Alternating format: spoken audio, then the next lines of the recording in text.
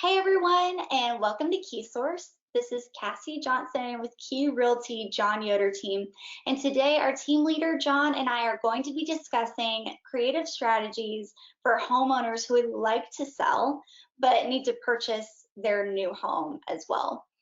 So this video is actually the last episode in a three-part series on buying and selling in the same market. So our first episode covered why it may or may not be advantageous for homeowners to upgrade their living situation in this market. Our second video talked about whether or not the market is a bubble that's about to burst. And I would highly recommend, if you have not watched those videos, that you do so. But again, this is episode 3, and we're going to be talking about those creative buy and sell strategies. So yeah, if you own a home and want to upgrade, here are those strategies for you.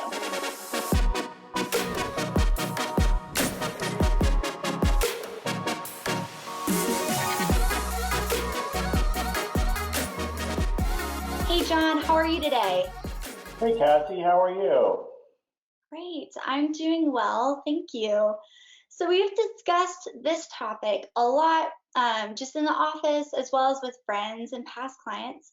And I'm really excited to share this information with our viewers, particularly because I think a lot of people assume that they need to sell first in order to purchase their next home. And so let's just dive right into it.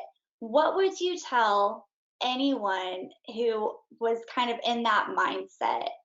Sure, Cassie. Well, a lot of people feel that they might need to sell their home first because they have some equity in the home and they want to tap that for their down payment to get into that next home. And so, for people in that situation, we want to start by kind of looking at, roughly how much equity do they have in their current home. And for many people, they're finding that it's actually a lot more equity than they realized that they had. So that can open up some different options in terms of loan products that actually make their process of getting from house A to house B a lot smoother and a lot easier. So a couple of the products that we usually start with exploring would be, first of all, a home equity line of credit. So for example, let's say, might determine that the home is worth $250,000, maybe their loan balance is $125,000. There's a good chance that they're going to be able to borrow against, 80% of that $125,000 that they have in equity or something like that. So, it might give them $80,000, $90,000 to work with to put towards a down payment or to make repairs on their next home, all kinds of different things, just having some extra cash there for that process and making it easier to make the purchase first before they put the existing home on the market.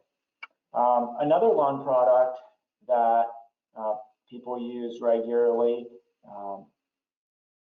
right now is called a bridge loan or a blanket loan. So with these kind of loans, typically you'll have one loan that covers both homes. It'll typically be a short-term loan, so maybe a year or something like that.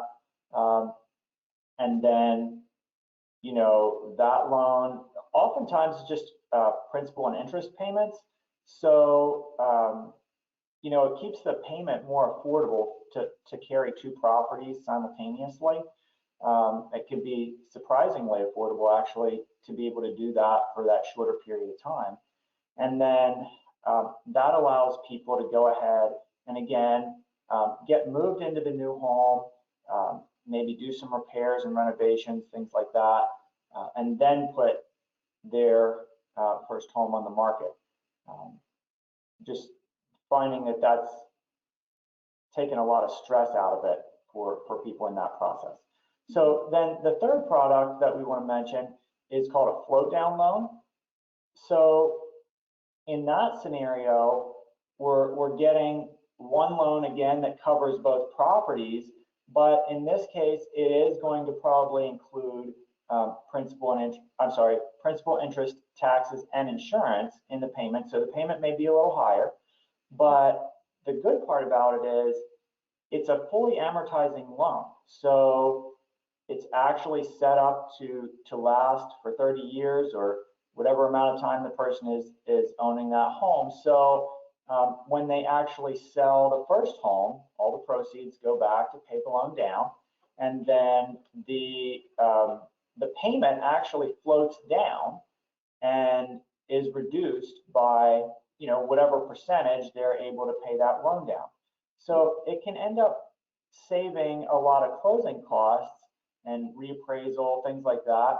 So it saves closing costs for those people that don't want to maybe get two loans to get into that next home.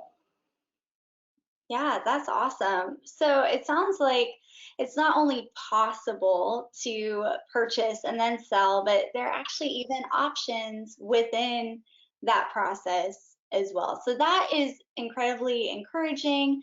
But I want you to answer another question for me. Why would you recommend people move in this direction? Yeah, well, this is a great question, Kathy.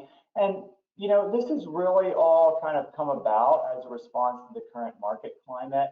Um, 10 years ago, we were not worried about whether or not we'd be able to find that next home for someone if we put their home on the market and it went into contract. That was great, but we are in a completely different market environment now. And so, coming in with an offer that includes a home sale contingency is just putting the buyer in a very weak position in terms of negotiation. In order for our clients to be able to compete, we really want to put them in a position of writing offers that are not home sale contingent. Another thing is people are getting more creative, and instead of being stuck on, I have to have a house that's move-in ready, people are becoming a little more flexible and saying, hey, I can get a better deal if I'm willing to do some work. So we're seeing opportunities there where there's more renovations required. And again, just having this access to a little more cash and maybe a different place to live while these renovations are going on is super helpful to our clients who want to take that route. And then third, we want to minimize the stress of the whole transition process of selling a home, buying a new home, and making that whole transition. I mean, it's one of the more stressful events in people's lives. So anything that we can do to kind of dial that back and make it a little more manageable. So those are some of the reasons that we've kind of moved in this direction with our clients, and they seem to really appreciate it.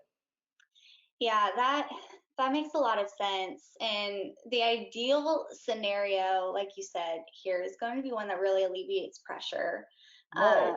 Yeah, and for example, I mean, so Nate and I, even a few years ago, kind of put ourselves in a tricky situation with this. Again, it's not the same market as what we're experiencing now, but it was already starting to trend up even at that point.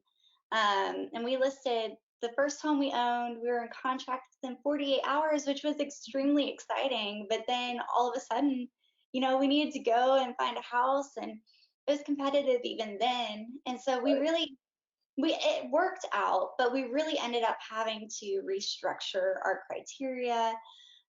We purchased a home that needed a lot of work and did a simultaneous close, which meant we had to live in our renovations. Not ideal. And so, but yeah, what you're saying is that with these products, if possible, if our clients can avoid all of those challenges, we really like to see that. Right. So, Right. yeah. Right. Yes, that's a perfect story, Cassie. It really illustrates what we're talking about. And I think what we're trying to do here is take advantage of the positives that this market is giving us, which is really aggressive appreciation, and kind of leverage that to kind of offset the challenges of what this market is giving us, and that is super competitive buying scenarios. Absolutely. Awesome. Well, there you have it. John, thank you so much for sharing this information. And to our viewers, if any of you are interested in learning more about these strategies, these loan products, we really would love to hear from you. So feel free to visit our website at johnyoderteam.com. You can get a hold of us there. And as always, subscribe to our YouTube channel for more valuable real estate content, and we'll see you next time.